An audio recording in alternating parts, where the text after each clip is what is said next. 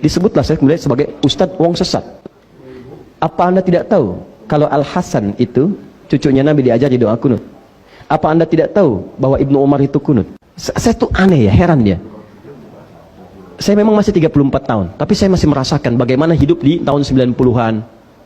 Itu tuh nggak ada yang seperti ini, saling tuduh, saling cela, itu biasa aja. Zaman Kota Rominami itu, setiap baja hitam. Nggak ada yang kayak gini. Baja hitam RX, baja hitam Bio, tendangan maut, pedang matahari, belalang tempur, nggak ada yang kayak gini. Zaman Senseiya, ya Seiyu, Riki, debu-debu Intan, nggak ada yang kayak gini. Betul, saya katakan. Zaman Sailor Moon, Doraemon, Pokemon kekinian lah, gitu ya. Itu nggak ada yang kayak gini.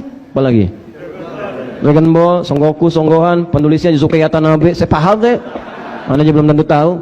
Saya hampir nggak pernah nonton begituan ya. Tapi saya baca tuh tahu. Ya. Nggak pernah. Zaman Del Piero, majalah Bobo disebutkan di situ 1 kali napas 2.000 rupiah. Nggak ada yang kayak gini.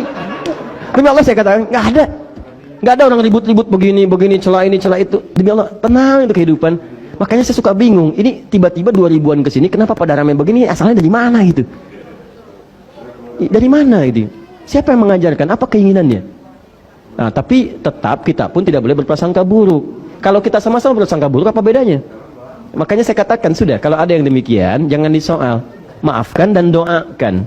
Tugas kita bukan paksa orang. Kalau dicela nggak apa-apa. Terima celaan itu, kalau baik evaluasi, kalau benar itu evaluasi diri. Tapi kalau salah itu kemudian tidak harus merespon dengan yang buruk. Maafkan, dan itu resiko masing-masing. Dan itulah dakwah. Tapi saya ingatkan, kalau ada yang belajar seperti itu, belajar tapi senang mencela orang, nyalahin orang, debat orang, dan sebagainya, maka lihat baik-baik kata Nabi, huwa finnar. Orang itu sedang mengurangi pahalanya dan tempatnya di neraka. Auliyasrifa wujuhan nas ilaih, atau dia belajar cita-cita jadi ustadz supaya yang populer, dan kemudian dengan popularitasnya dia kumpulkan jamaah, dia arahkan kepada dirinya saja dan nggak boleh belajar dengan orang lain. Hadisnya ada. Auliyasrifa wujuhan nas ilaih, dia ngajar orang belajar pengetahuan sampai jadi ustadz supaya orang berpaling ke dia aja, bukan pada yang lain. Belajar dengan saya aja, yang lain salah, yang lain nanti terperosok kepada bid'ah. Padahal Anda pun belum mengerti apa itu bid'ah. Tapi Anda dijaga, diterangin versinya aja. Dan dijaga sampai di situ supaya tidak belajar dengan yang lainnya. Tidak menambah wawasan Anda, tidak menambah pengetahuan Anda. Itu kan bertentangan dengan Quran langsung. Quran mengajak kita untuk banyak belajar. Anda dibatasi pelajaran Anda.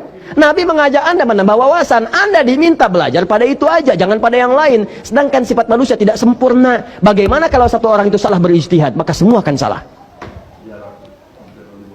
Ini yang jadi bahaya.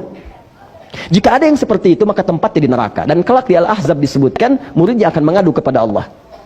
Awas, akan mengadu. Kalau dia pejabat, ngadu. Kalau dia ustadz, ngadu. Ya Allah, timpakan azab kepadanya 2 kali lipat karena dia saya salah.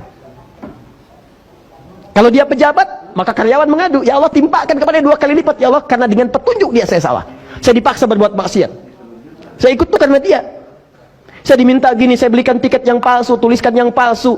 Ya Allah, saya tidak punya kekuatan saat itu. Kalau saya masuk neraka sekarang, timpakan kepada dia 2 kali lipat. Termasuk guru yang seperti itu. Huwa finnar, kata Nabi. Guru di neraka. Nah, maka seperti itu. Jadi kalau gurunya sudah banyak mencela, maka otomatis muridnya pun akan pandai mencela. Ya. Itu yang paling bahaya. Jelas ya? Nah, saya tidak sedang menyoal siapapun, tidak. Saya ingin menjelaskan fungsi keterangan Nabi. Kalau Anda keberatan, silahkan tanyakan pada Nabi. Ya. Yang paling bahaya itu Anda belajar Quran dengan sunnah, tapi Anda melanggar ketentuan Quran dan sunnah. Pertanyaan saya, yang Anda pelajari apa? Apa? Pernah satu ketika saya disebut sesat, wong sesat. Apa di antara kesesatannya? Ini ustadz yang membenarkan kunut. Innalillahi wa inna ilaihi rajiun. Saya cuma menyampaikan secara objektif karena kita diamali pengetahuan.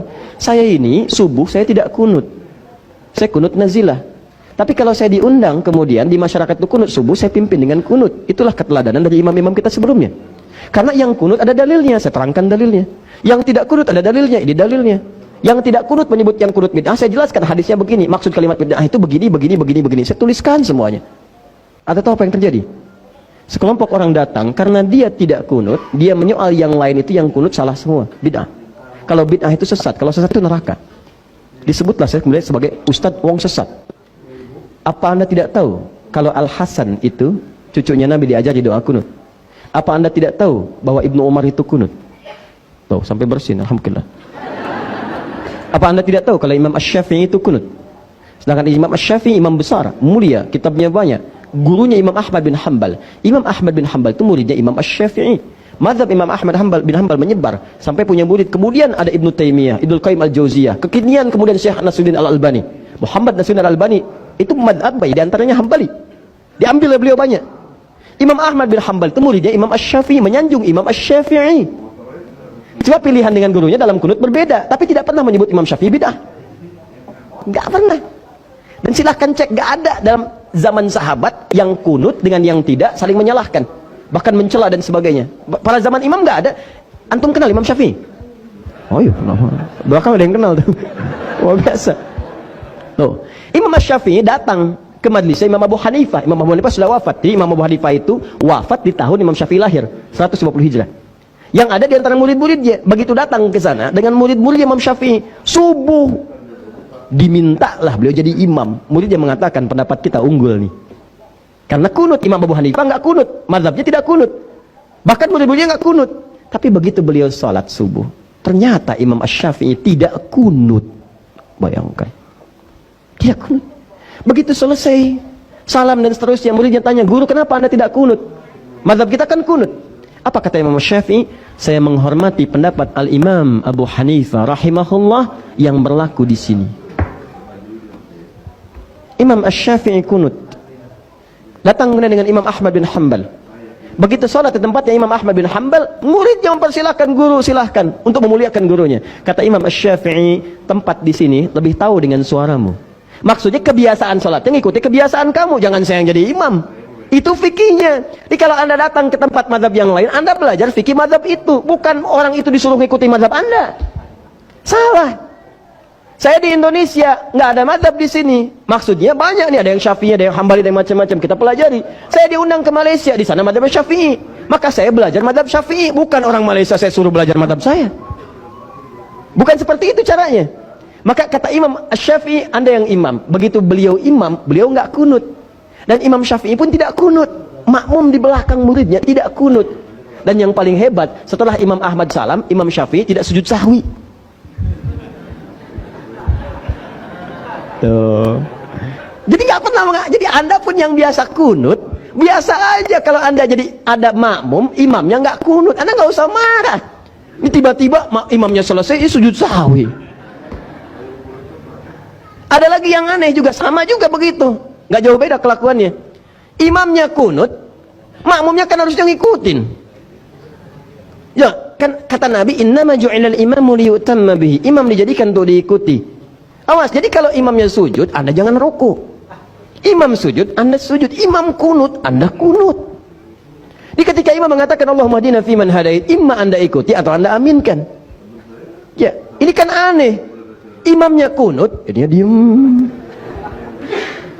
Allahumma hdina fiman hadait, bid'ah. Wah, gimana sih? Bingung saya. Coba lihat, belajar lagi deh, coba lihat, belajar lagi. Syekh Utsaimin rahimahullah, masya Allah, itu orang baik, soleh. Syekh Utsaimin itu orang soleh, orang baik, orang tawadhu, nggak gemar dipuji orang. Apa fatwanya pada hal ini? Ketika Anda tidak kunut dan sholat di belakang orang kunut, maka Anda mengaminkan, ikut kunut. Coba kalau benar belajarnya tuh seperti itu.